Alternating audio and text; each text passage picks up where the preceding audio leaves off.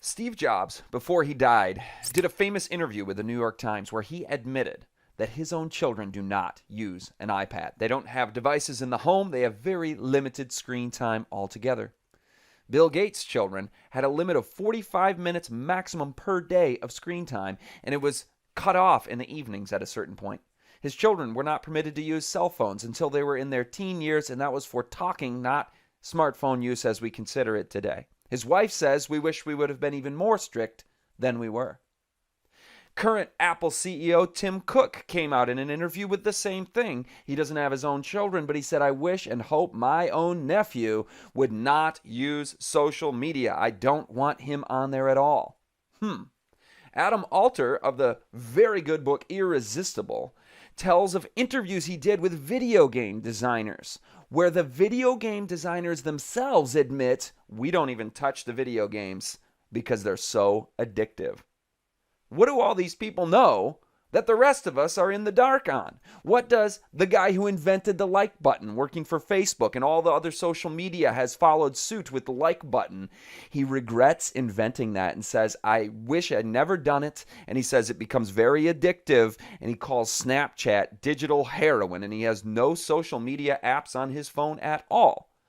Alex Constantinople, the CEO of the Outcast Agency, another tech firm, her little children, ages 3 and 5, have zero screen time at all. Her older children, it's very limited. And it's not just her. You consult all of the millennial-aged parents who have been building these technological tools at the big Silicon Valley companies. There have been a number of exposés, investigative articles that have probed into how do these parents live life with their children. Not the way the rest of us are, that's for sure. They have contracts with their nannies that my 3-year-old will not be on a smart device.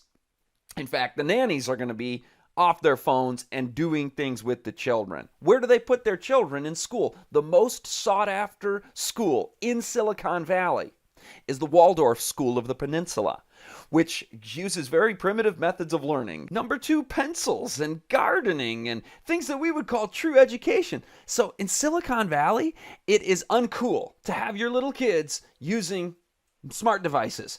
Why is there a stigma about that from the people who are making these applications? Why do the biggest names, the CEOs, the inventors of these tools, if you can call them that, why do the tech magicians who know the wizardry of big tech come out and admit these things? What do they know that the rest of us don't know is the question everybody is asking.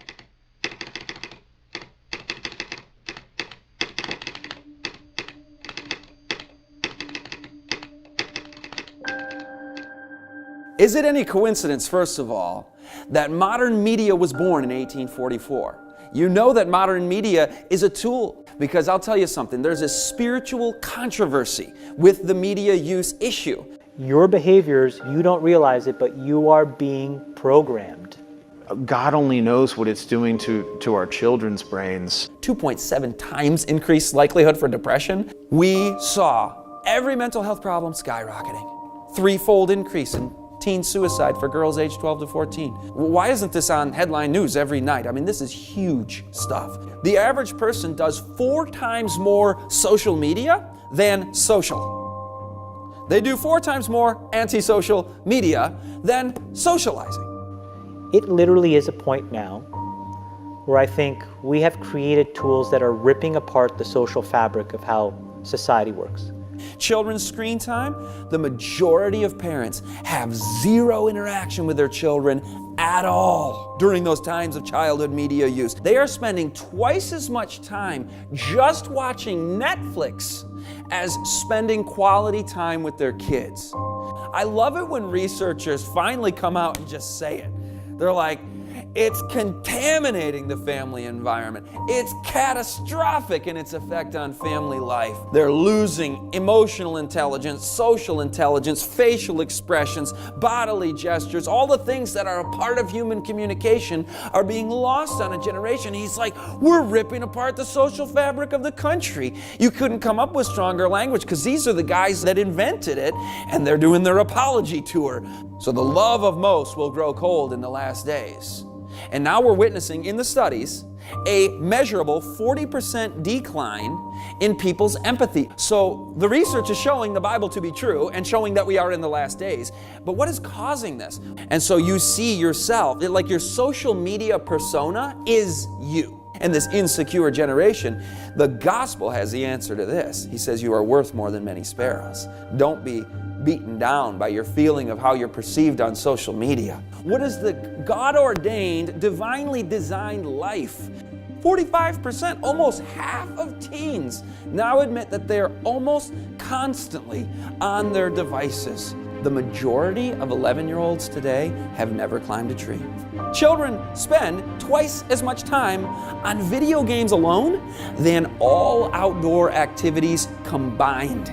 Why is it that 3/4 of children spend less time outdoors than prison inmates spend outdoors? We have made for our children a virtual prison, although they're not the criminals we are if we are permitting this. You've got mail.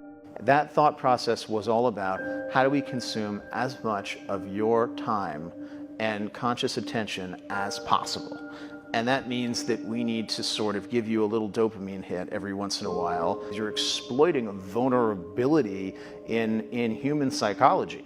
Weaponized media, that is what we are dealing with. Well, big tech is doing everything they can to overrule our self-regulation. Your brain on Minecraft looks like a brain on drugs.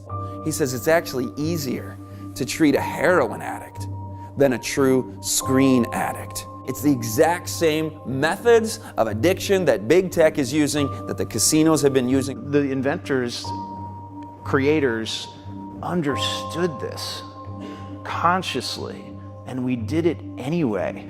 Remember that when the enemy comes in like a flood, the Spirit of the Lord shall raise up a standard against him. And remember that where the Spirit of the Lord is, there is liberty. Yeah, we call it a smartphone. It's because the phone is smart, and we don't have to be that smart to use it. He's literally not just watching a video, but take a look. Oh yeah, let's scroll through Instagram and see what else is on there. A chimpanzee can use social media. I never thought I'd see the day. Well, not only is Google storing our facts for us, but they're going to start doing our thinking for us, and already have actually, and that's dumbing us down dramatically. Are we now, in the 21st century, entering upon a new dark age? The largest and most standardized and most centralized form of attention control in history. The mass mind can be shaped now in the 21st century like never before. This is something that is programming your mind. You are not in control of your thoughts. When you are subjected to big tech's manipulation, they are doing what Edward Bernays only could have dreamed of. So there's so much hope when Jesus says, whom the Son sets free, he is free indeed. So we can be freed from the manipulation, freed from the addiction, and we can say, yes, it is no longer I who live, but Christ who liveth in me.